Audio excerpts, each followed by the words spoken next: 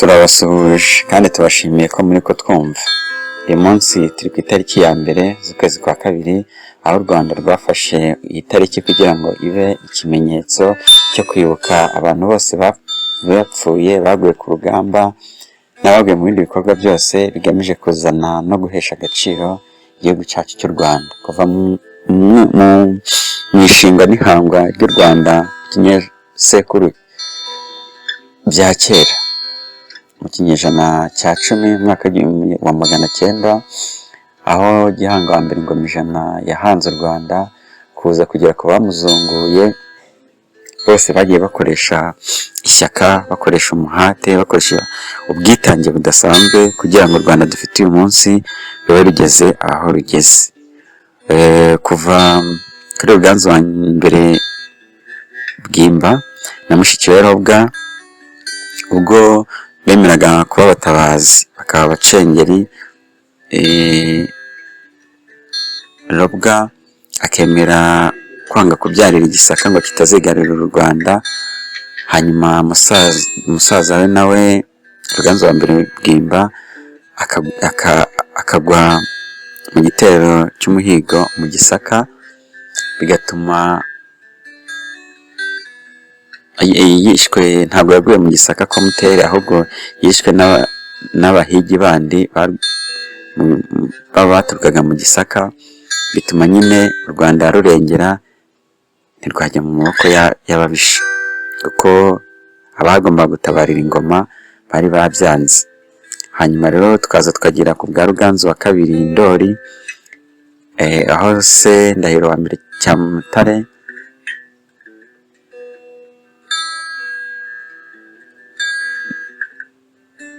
we yari kumwe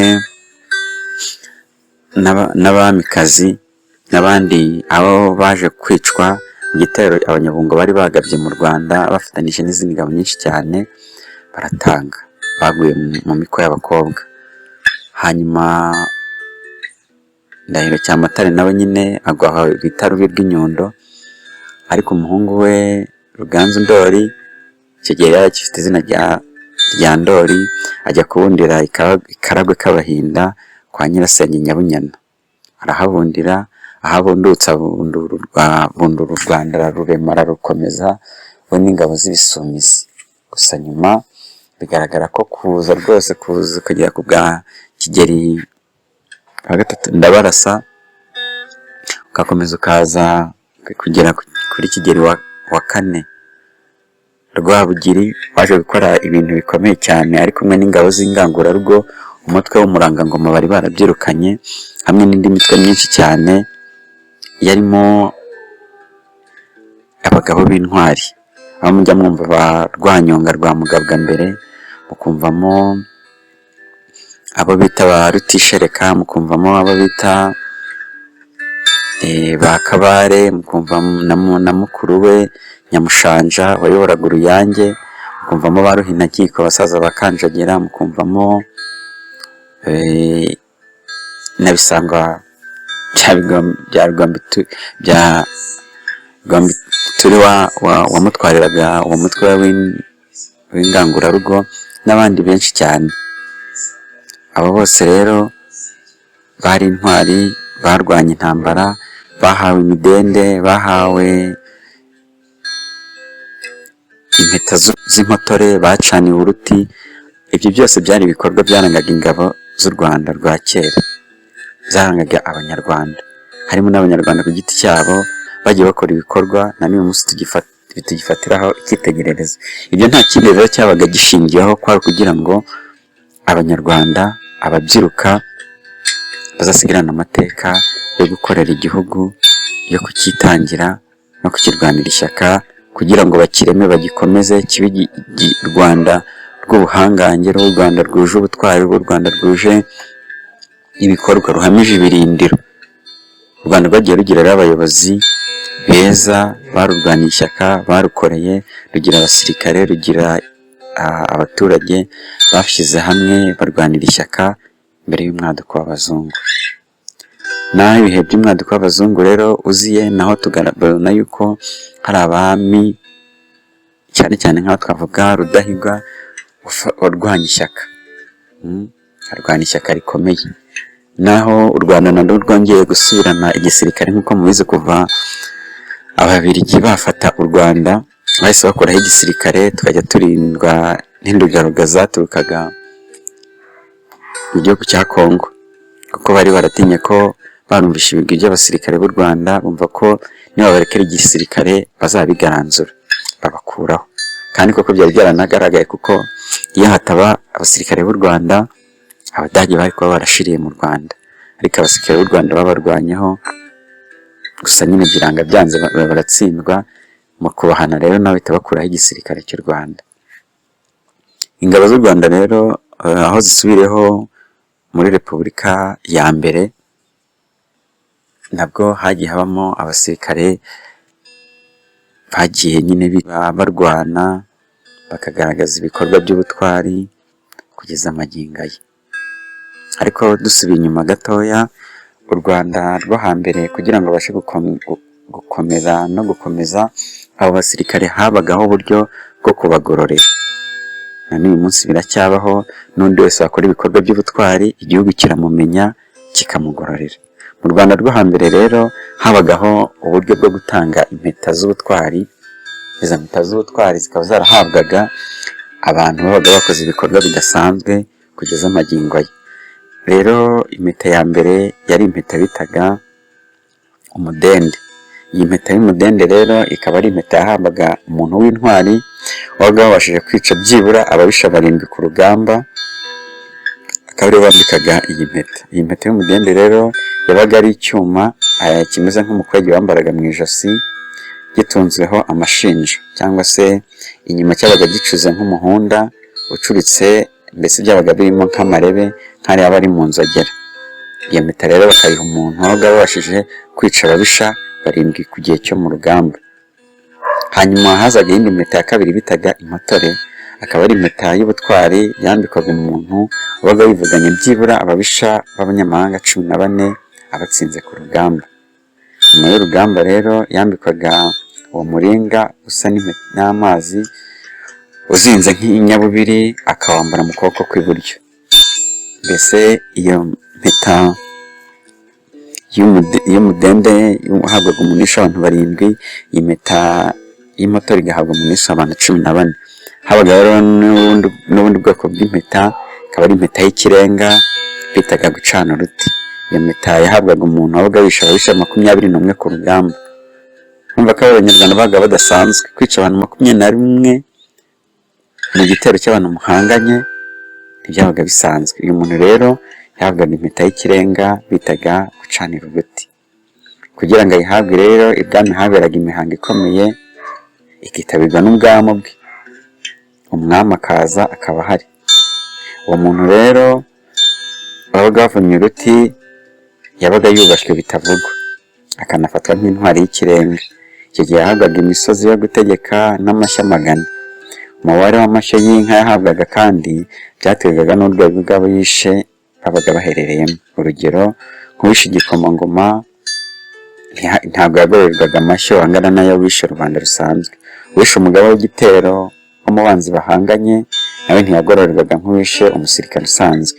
Icyongeye kuri ibyo kandi, yasonerwaga urugamba agahabwa inshingano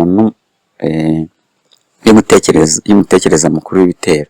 Mbese nawe yagishwaga inama, ntabwo aba agishoboye kujya ku rugamba guhangana, oya, ahubwo yazamurwaga mu ntwari. Uwagize rero ubutwari wese akabiratira abandi. Mu kivugo cye cyabimburaga kandi kigasoza ikintu cyose yabaga agiye kuvuga. Ngayo ngo kuko bahembaga nyine abantu babaga bakoze ibikorwa bidasanzwe. Mu Rwanda rwo hambere rero bitaga kuri icyo kintu cyane, bagafasha ku buryo umuntu rwose wakoze igikorwa kidasanzwe cyo kurengera u Rwanda atabaga mbese yagenderaho.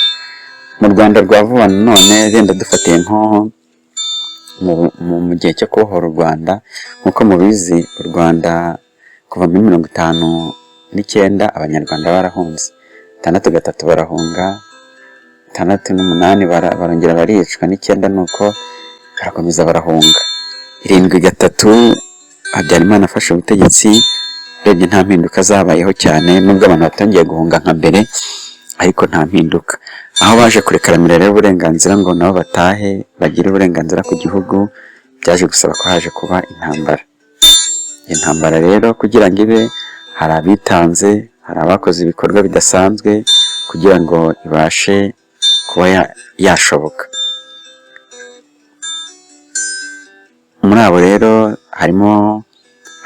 harimo abo twakwita ko bitanze bashinga umutwe wa RPF cyangwa se FPR Inkotanyi.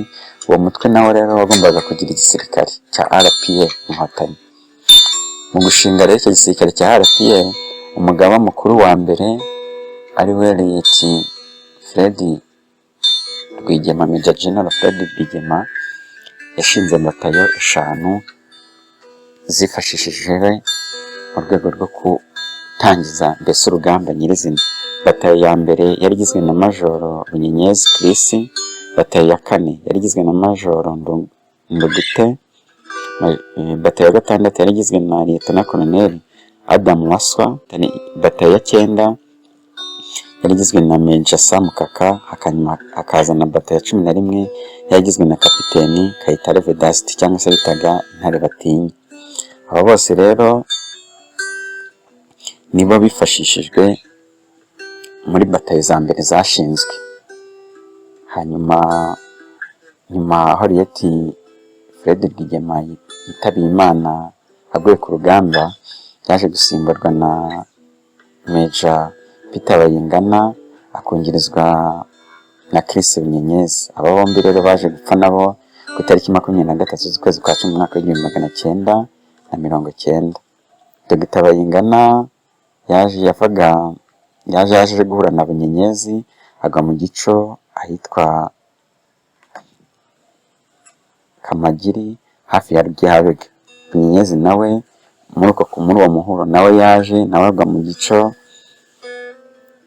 ahantu cya Ryabega. Abo bagaba bombi nabo baba bagize gute, nabo bitabye Imana, nabo babaguye ku rugamba. Hanyuma y'igihe gito nawe Major Tamazire nabwo muri ambushi muri pariki y'Akagera hamwe hafi ya Rwagitima. Aba bose rero yari phase ya mbere yari ibaye wipitse. Aba rero barwanaga intambara wakwita nk'iya convention gorilla, aho bagombaga nyine barebana n'abandi, ariko ntibyabashije kubahera kuko wabonaga ko kurebana n'umwanzi kandi abarusha ibikoresho byinshi cyane byaje gutuma urugamba rusa nkaho runaniranye burundu. Nyuma ingabo zongeye kubona umugaba mushya ari we Paul Kagame, we ahindura technical and strategic war, we ava muri convention war bajya muri guerrilla warfare, aho rero bateraga ibiterashuma kandi bagatagitinga ahantu umwanzi yabaga afite imbaraga nkeya cyangwa se naho zaba ari nyinshi, ariko bakahatera bakongera bagasubira inyuma, bagakora ibyo base bagahitinga kuri target then bakakora withdraw. Ibi rero byaje kubafasha cyane. Hanyuma yaje no kongera gushyiraho nyine izindi batayo nshyashya zunganira za zindi za mbere, izindi zisenyerwa mu zindi, abahabwa abayobozi bashyashya. Hanyuma urugamba rwaje gukomeza kugeza nyine u Rwanda rubohowe. Abo bana rero b'igihugu bitanze, abayabashije kuba bari bakiriho baragororewe, bahabwa impeta zigendanye n'ibikorwa bakoze, barabishimirwa. Izo impeta yo guhagarika jenoside n'impeta zigendanye nyine muri sisitemu ya gisirikare. Hanyuma rero nyuma y'ibyo byose tubona yuko uretse n'ibyo hariho u Rwanda rwaje gushyiraho, baje kwibuka uyu muco wo kugororera abantu bakoze ibikomeye kuva kera na magingo aya, baza gushyiraho urwego rw'igihugu rw'ubutwari. Urwego rw'ubutwari, urwego rwa mbere rugizwe n'imanzi. Mu manzi rero harimo Fred Gisa Rwigema wabashije guharanira ibyo bikorwa byose nk'uko twabibabwiye, akaza no kugwa ku rugamba. Kandi harimo n'umusirikare utazwi uhagarariye abasirikare bose babaye kuva u Rwanda rubayeho kugeza magingo aya, bakaba baraguye ku rugamba ariko batazwi. Hanyuma haje kubamo nanone urundi rwego rwa kabiri arirwo twita imena. Mu mena rero harimo Michel Rwagasana, hakabamo Rudahigwa, umwami Rudahigwa, hakabamo kandi n'abana b'Inyange. Abana b'Inyange muzi ko banje kwitandukanya, ubwo abacengezi babateraga bagira ngo babice, bakabwira ati mwitandukanye, abatutsi mujye ukwanyu, abahutu mujye ukwanyu, abatutsi tubice. Ariko abana bakavuga ati turi abanyarwanda, bagakomera kuri ndi umunyarwanda. Aba rero nabo bashyizwe mu cyiciro cya kabiri mu rwego rw'imena. Icyiciro cya gatatu rero kirimo cyitwa ingenzi. Mu ngenzi nta bantu uyu munsi barashyirwamo, baracyashakishwa abantu bashobora gukora ibikorwa bidasanzwe byazanira igihugu akamaro. Abo nabo barashakwa, ibikorwa byabo birakirwaho. Uyu munsi rero twizihiza umunsi w'intwari mu gihugu cyacu. Ndifuriza abanyarwanda bose, baba bari imbere mu gihugu n'abari hanze yacyo, kugira umuco wo kurangwa n'umurava, kugira umuco w'ubutwari mu byo dukora byose. Ahari uri umusirikare, uri umuhinzi, uri umukozi wa leta, urikorera, aho hantu uri haranira ko wakora icyateza imbere igihugu cyacu, haranira ko wakora icyatuma tugera ku rwego runaka rwiza. Haranira ko wahindura imibereho y'abo mubana, hindura imibereho yawe bwite, kuva ku rwego runaka ruciye bugufi kugera ku rwego ruzamutse. Haranira ko u Rwanda rwatera imbere, haranira ko u Rwanda rwavugwa neza kandi mu bikorwa byiza bifitiye akamaro igihugu cyacu n'isi muri rusange. Reka rero dushyire imbaraga hamwe, reka dushyire imbaraga mu kwitanga, twitangira igihugu cyacu, tugikorere, ntibirangirane n'itariki ya mbere z'ukwezi kwa kabiri, oya, ahubwo binakomeze kuzageza imbere, binakomeze kuzatera imbere, kugeza u Rwanda turugejeje ku gihugu cy'igihangange. Uyu munsi dufite abayobozi beza, ariko tugomba kubigiraho, twumve icyo badusaba, dukorane nabo mu byiza biteza imbere igihugu cyacu, mu byiza bituma u Rwanda rudasubira inyuma, ahubwo u Rwanda rukataza mu iterambere ry'ahazaza.